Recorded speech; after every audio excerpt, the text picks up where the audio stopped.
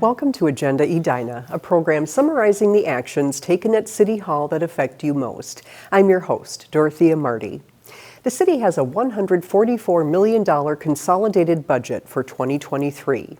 Noteworthy inclusions in the budget approved by the City Council last month are an increase to the special street levy, which will continue the gradual transition of street reconstruction funding from special assessments to property taxes, and a special park improvement levy for playground equipment, replacement, and park and recreation facility improvements.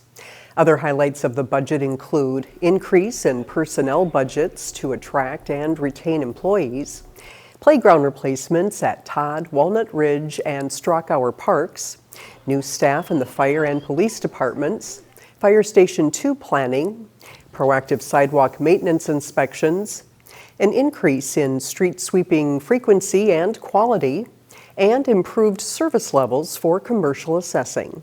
Over the next 6 years, the community is going to see an reinvestment in the community of about $300 million in terms of streets, utilities, public buildings, parks, playgrounds, things like that. That's a big number.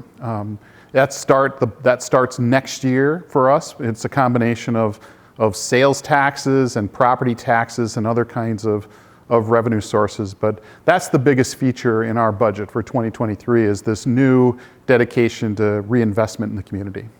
About 1/3 of the budget is funded by property taxes. For 2023, the city's tax levy, the total dollar amount the city collects in property taxes, is $49.8 million. This is an increase of 9.89% from 2022 and is primarily due to inflationary cost pressures on city operations and $1 million of new funding for park improvements.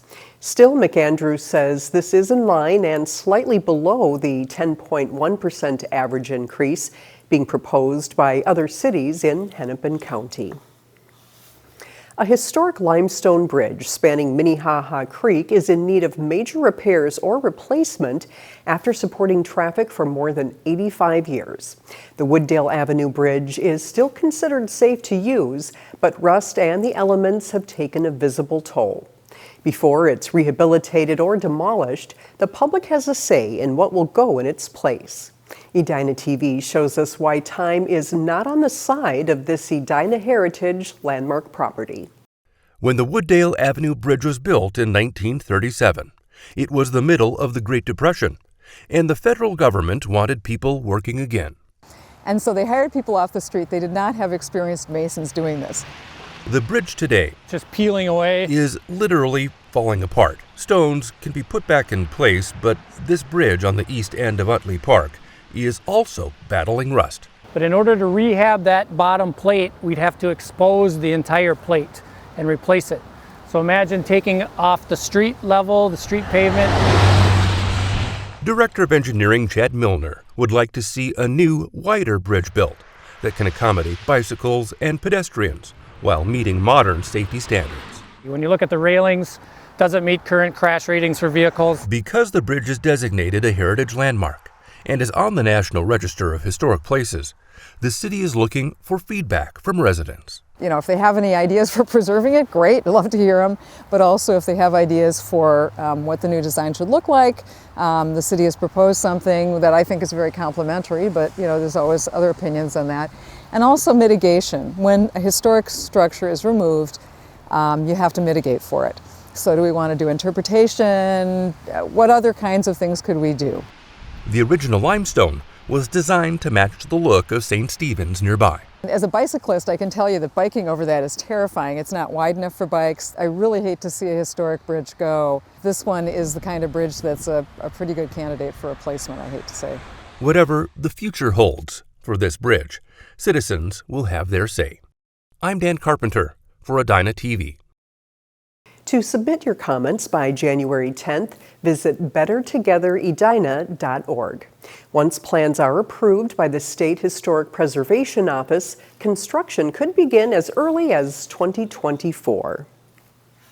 The city invites residents and visitors to celebrate the season with an afternoon of skating, horse-drawn trolley rides, curling demonstrations, and more fun at the 32nd Annual Winter Ice Festival, 1 to 5 p.m., Sunday, January 8th at Centennial Lakes Park. The park will be decked out in its finest winter decor. Visitors can bring their own skates or rent ones to glide under bridges and across the picturesque 10-acre lake. We'll have mini donuts for sale. We'll have our regular concession items, including the very spectacular hot chocolate, as needed on a nice cold winter day. We're also doing some curling demonstrations with the Richfield Curling Club. So if you're interested in learning more about the sport of curling, we'll have some of that going on. And new this year, we can anybody can skate with Princesses Anna and Elsa. So it should be a fun attraction for families to come and skate with some princesses. There is no cost to attend the event. The festival and skating conditions are subject to weather, of course. On behalf of the City of Edina and Edina TV, Happy New Year.